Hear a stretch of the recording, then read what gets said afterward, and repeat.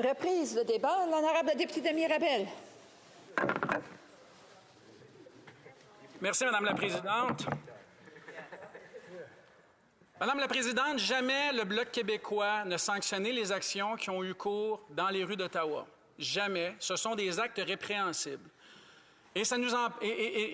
Par ailleurs, Madame la Présidente, j'aimerais, au nom du Bloc québécois, saluer l'excellent travail des policiers qui, aujourd'hui, ont eu les ressources nécessaires, finalement, pour agir à la hauteur de ce qui était requis, Madame la Présidente. Le problème, c'est que ça aurait dû être fait il y a longtemps. Le problème, c'est aussi qu'on a un gouvernement et un premier ministre, Madame la Présidente, nonchalant. C'est un gouvernement qui ne prend pas de décision.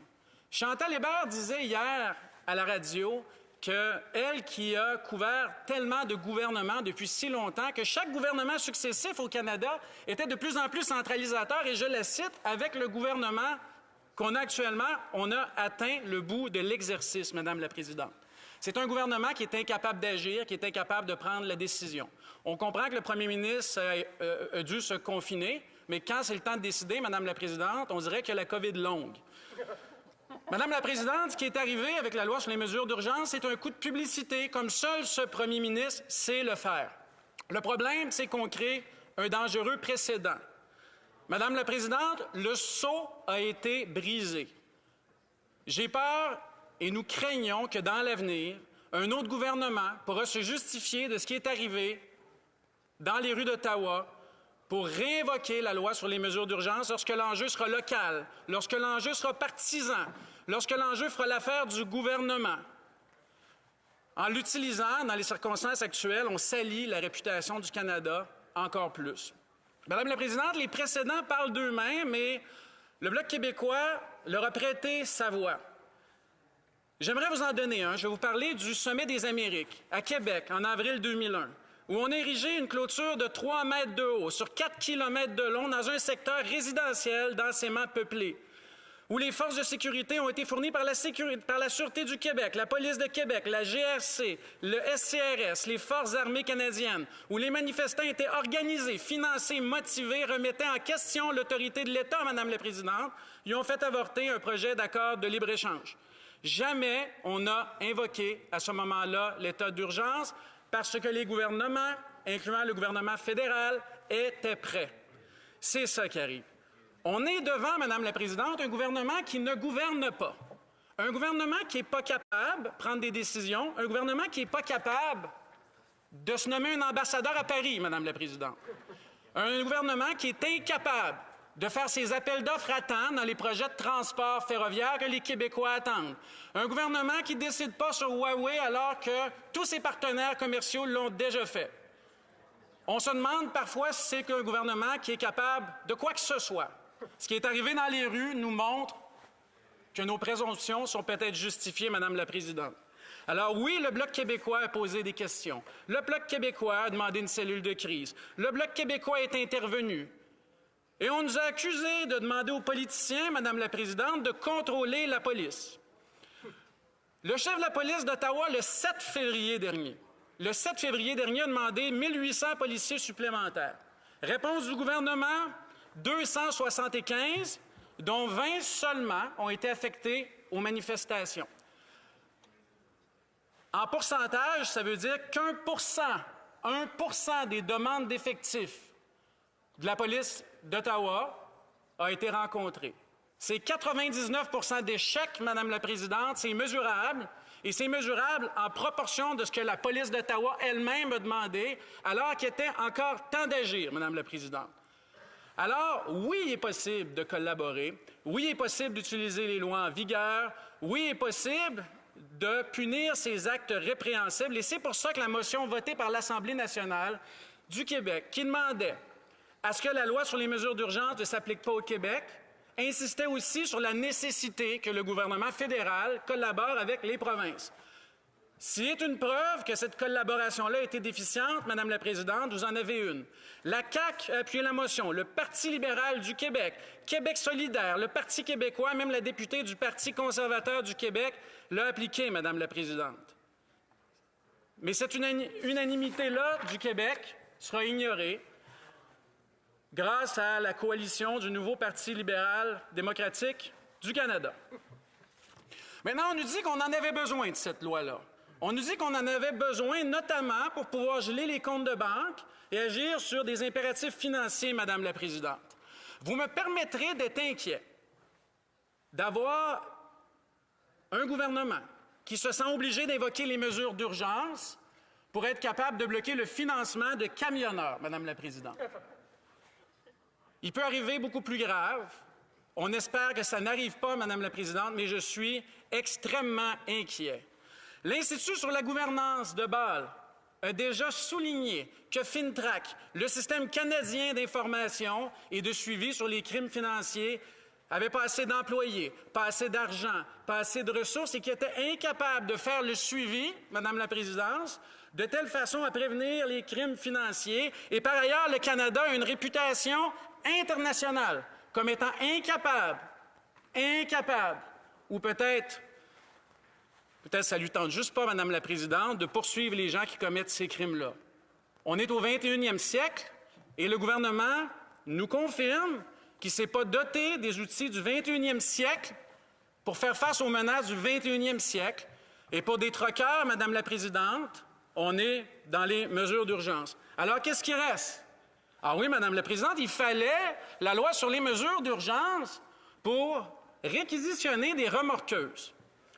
Madame la Présidente, quel genre de leadership on exerce quand même les remorqueurs ne veulent pas nous suivre? C'est très grave. Madame la Présidente, il est clair que la loi existe pour un certain nombre de raisons. Il y a des circonstances sous lesquelles cette loi-là doit être utilisée. La crise doit être d'envergure nationale. On doit être dans les derniers recours et présentement, on n'est pas dans les derniers recours. Il y avait des recours précédents qui auraient dû être utilisés. Ils ne l'ont pas été. J'ai l'intime conviction, Madame la Présidente, qu'on aurait pu faire plus et les faits parlent d'eux-mêmes. Maintenant, on nous dira par ailleurs que le chef de police d'Ottawa, et on le comprend, il y a un travail à faire, nous a dit que les mesures actuellement en place, les mesures extraordinaires, lui ont été utiles, Madame la Présidente. Mais ce que le chef de police d'Ottawa nous a dit, c'est que les états d'urgence municipales, provinciales et aussi fédérales lui ont été utiles, Madame la Présidente. Parce qu'il y a d'autres ordres de gouvernement qui ont commencé à faire leur travail avant que le gouvernement fasse le sien. Et là, on nous dira du côté du gouvernement, et je les attends, les questions. Ah oui, mais ça a été utile. On a donné des outils supplémentaires aux policiers. Première chose, on aurait pu avoir les opérations qu'on a présentement avec des effectifs renforcés. Mais deuxième chose, Madame la Présidente, s'il existe un Parlement, s'il existe un législateur, s'il existe des lois qui encadrent les mesures d'urgence, c'est exactement parce qu'on ne veut pas toujours donner aux policiers tous les outils qu'ils voudraient. C'est ça la démocratie. C'est ça l'exercice du pouvoir législatif sur l'exécutif et sur la police, Madame la Présidente. Je pourrais vous nommer une panoplie de pouvoirs que les policiers ont déjà eus et qu'ils n'ont plus et qui auraient été utiles aujourd'hui pour eux et qu'on refuse de leur donner parce qu'en démocratie, on ne leur donne pas, à moins que la situation soit désespérée, Madame la Présidente. Madame la Présidente, tout le long de cette crise-là, j'ai essayé de trouver le leadership dans ce gouvernement-là. J'ai essayé de voir où se prenaient les décisions. J'ai essayé de me figurer où était la tête de ce gouvernement, Madame la Présidente. Après moult recherches, j'ai été obligé de m'arrêter aux épaules. Merci, Madame la Présidente. Questions and comments?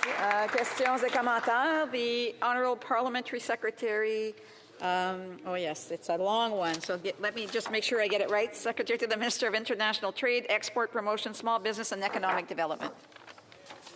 Thank you very much, Madam Speaker. I hope the line, you can hear me clearly. I'm just going to point out a bit of the logical inconsistency of the members' suggestions when he's saying that we're incapable of taking decisions on the government benches. Non, excuse, je vais juste voir. Yeah, your boom is down. We're having the same problem that we had a while ago where there's no interpretation. Let's try again. Okay, can you hear me, Madam Chair? No, can you unplug and replug again? I'm not sure. Sorry. Not sure what's going on with your computer at this point, but Okay, Madam Chair, can you hear me now? Madam, it's the same. Madam Speaker, can you hear me now? No, Madam it's still Speaker? not working. So what I'm going to do is I'm going to go to the next party, and then I'll come back to the Honourable Parliamentary Secretary. Questions et commentaires, questions and comments. The Honourable Member for Kamloops, Thompson Caribou. Thank you, Madam Speaker. Always a pleasure to rise on behalf of the people of Kamloops, Thompson Caribou. And I'd like to ask my honourable colleague, and this really builds on the question that was asked from the member for Kingston and the Islands. The member for Kingston and the Islands asked this honourable colleague's colleague about the Emergencies Act, and I really hope that this gets through. And that is this. The member for Kingston and the Islands said that the Emergency Act was necessary to bring in other police officers. Now, if we look at the Ontario Comprehensive Police Services Act, which I was able to research in about 45 seconds, it says under Section 21, Sub 1, in an emergency, the minister may make an agreement with the Crown in the right of Canada or of any other province or with any of its agencies for the provision of policing. Now, this would seem to fly directly in the face of the statement from the member from Kingston and the Islands. So, I wonder if this honourable member could please comment on that. Honorable député Denis Rabel. Monsieur le Président, j'ai l'honneur d'avoir eu le député de Kingston-les-Îles comme conseiller municipal et comme maire quand j'étais moi-même en train de faire mon doctorat à l'Université Queen's. Et à chaque année, dans sa propre ville, il y a ce qu'on appelle le homecoming, où des milliers et des milliers de personnes renversent des voitures de police, commettent des actes criminels, virent la ville sans dessus-dessous et où on appelle la police de Toronto, de Brockville, celle de Kingston, la cavalerie, celle de Cornwall, Madame la Présidente, et de ce que je peux me rappeler de mes 5 belles années dans la ville même du député de Kingston des Highlands, qui n'a jamais demandé l'état d'urgence.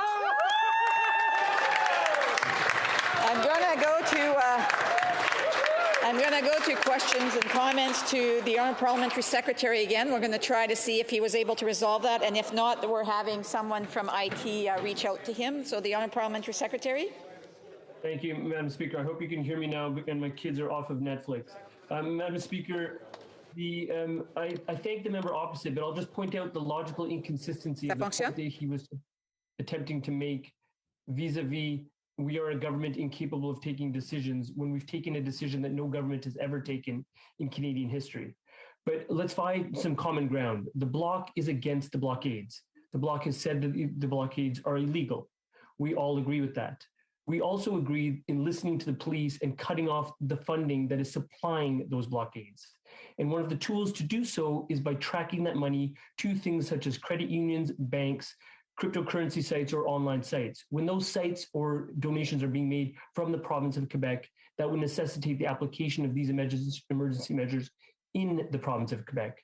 Does the member opposite agree with that aspect of this law applying in his province? Madame la députée Mirabel. Madame la Présidente, vous me permettrez de me passer du petit cours de logique du collègue, là. Les experts en sécurité nous disent que la communication, c'est l'objet et l'outil le plus important dans le cadre d'opérations comme celle-là. Et pendant 2-3 semaines, on a demandé à avoir une cellule de crise, un point de presse du ministre. Ils n'ont pas décidé de le faire. Non, ils ne prennent pas de décision, Madame la Présidente. Le chef de police d'Ottawa, hier, nous disait que plus on a d'effectifs et plus tôt on les a, moins on doit faire usage de violence, Madame la Présidente. Ils n'ont pas pris leur décision et voici là où on en est, Madame la Présidente. Je vois que le collègue travaille de la maison. Sa logique, il l'a peut-être oublié dans l'antichambre. Questions and comments, and time for a brief question. The honourable member for Esquimalt-Saanich-Sooke. Thank you very much, Madam Speaker. My question to the member from Mirabel has to do with the discussion he opened his speech with about precedent. And I wonder whether he really believes that letting groups that want to use violence, intimidation, hate to try and overturn elected government's decisions is a precedent we could have allowed to go on much longer without in itself that becoming the dangerous precedent here. Une brève réponse, l'honorable député de Mirabel.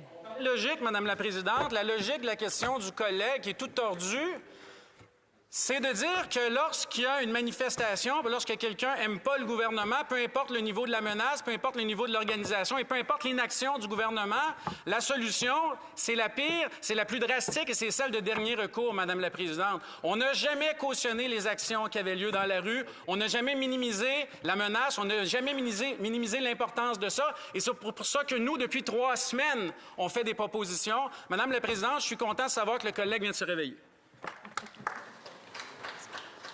Resuming debate, the